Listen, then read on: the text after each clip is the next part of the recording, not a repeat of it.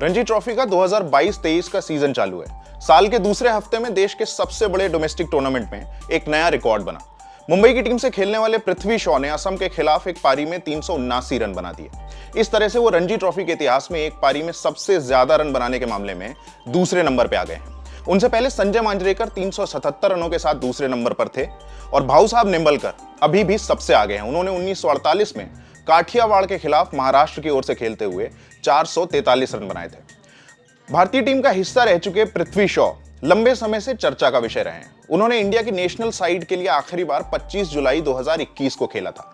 इसके बाद से उन्होंने सीमित ओवरों के फॉर्मेट में और डेज मैचेस में डोमेस्टिक में लगातार अच्छा परफॉर्म किया, लेकिन इंडियन टीम में उन्हें जगह नहीं मिल रही है। उन्हें अंतिम 11 तो क्या 15-16 के लिए भी नहीं बुलाया जा रहा है। सोशल मीडिया पर इस बाबत खासी सुगबुगाहट भी फैली हुई है। तो हुआ यह है कि पृथ्वी शॉ ने 383 गेंदों में 379 रन की पारी खेलकर एक बार फिर यह दावा ठोक दिया है कि वो इंडिया की जर्सी पहनने के पूरे हकदार हैं। लेकिन इसी कॉन्टेक्स्ट में एक कहावत याद आती है, जंगल में मोर नाचा किसने देखा। क्रिकेट की दुनिया तो ये जान गई कि पृथ्वी शॉ ने क्या कारनामा किया है, लेकिन आम दर्शक और खेल प्रेमी इस पारी के गवाह नहीं बन सकते, क्योंकि इस मैच की कोई भी कैसी भी कवरेज नहीं हो रही थी। इक्का दुक्का ट्विटर हैंडल्स और बीसीसीआई की आधिकारिक वेबसाइट पर मौजूद स्कोर कार्ड के जरिए पृथ्वी शॉ के स्कोर के अपडेट्स मिल रहे थे, लेकिन क्या यह काफी था?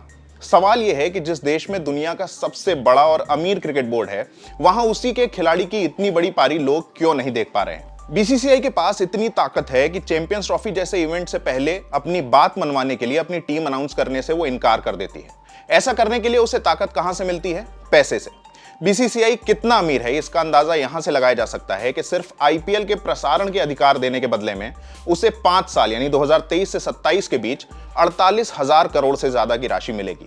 भारतीय टीम के अपनी जमीन पर होने वाले मैचों के प्रसारण का अधिकार 6,000 करोड़ से ज्यादा रुपयों में बेचा गया था, और यह सिर्फ टेलीकास्ट राइट्स हैं। अभी तमाम स्पॉन्सरशिप्स के बारे में तो बात हुई ही नहीं है। भारतीय क्रिकेट बोर्ड हर दिशा से पैसे कमा रहा है। बीसीसीआई में पहला सी कंट्रोल के लिए इस्तेमाल किया गया है, और सही मायनों में बोर्ड अपने संसाधनों को पूरी तरह से कंट्रोल करता है। अपने खिलाड़ियों पर इसका इस हद तक कंट्रोल है कि वो दूसरे देश की लीग्स में नहीं खेल सकते हैं। यदि उन्हें ऐसा करना है तो उन्हें बीसीसीआई से इस्तीफा देना होता है, यानी संन्यास लेना होता है, और फिर यही बीसीसीआई खुद को एक चैरिटेबल संस्था बताती है। 1996 में इसका बतौर चैरिटेबल संस्था रजिस्ट्रेशन हुआ था, लेकिन लोढ़ा कमेटी द्वारा सुझाए गए बदलावों के बाद इसे दोबारा अपना रजिस्ट्रेशन करवाने की जरूरत पड़ी, जहां इसने फिर से खुद को चैरिटेबल संस्था बताया। इस बार देश के आयकर विभाग ने इसे चैरिटेबल संस्था मानने से मना कर दिया, क्योंकि उनके अनुसार बीसीसीआई फ्रेंचाइजी क्रिकेट में शामिल थी और वो बड़ी रकम अंदर कर रही थी। मगर बीसीसीआई अपने इस दावे पर अडिग रही कि वो देश में क्रिकेट को बढ़ावा देने और टैलेंट निकालने का काम कर रही है, और ये फ्रेंचाइजी क्रिकेट भी इसी दिशा में उठाया गया एक कदम है। नवंबर 2021 में आयकर अपीलीय अधिकरण यानी the income tax appellate tribunal ने बीसीसीआई को चैरिटेबल संस्था मान लिया और उन्हें इनकम टैक्स से छूट भी दे दी। सुप्रीम कोर्ट ने बीसीसीआई को यह आदेश दिया था कि वो हर महीने 25 लाख के ऊपर किसी भी खर्चे को सार्वजनिक रूप से घोषित करेगी।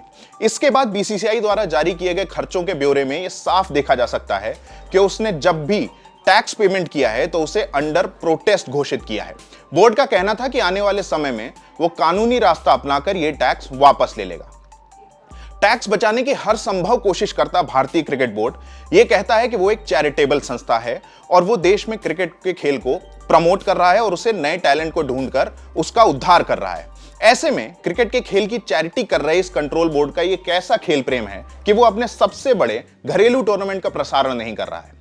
कपिल देव ने जब जिम्बाब्वे के खिलाफ 175 नॉट आउट मारे थे तो उसकी कोई भी वीडियो फुटेज नहीं बनी थी, लेकिन वो साल 1983 था।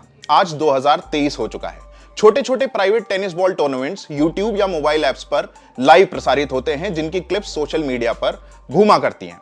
लेकिन भारतीय डोमेस्टिक टूर्नामेंट में इतिहास बनाने वाली पृथ्वी शॉ की पारी का एक भी शॉट नहीं देखा जा सका और नहीं देखा जा सकेगा, क्योंकि फिलहाल तो ऐसा ही लग रहा है कि भारतीय क्रिकेट कंट्रोल बोर्ड ने मैचेस को दर्शकों तक पहुंचाने से ज्यादा ध्यान कानूनी, आयकर और मध्यस्थता संबंधी पचड़ों से पार पाने में लगाया हुआ है, और इसके लिए उन्होंने सिर्फ 2020-21 के लिए लगभग 3,500 करोड़ रुपए अलॉट कर रखे थे।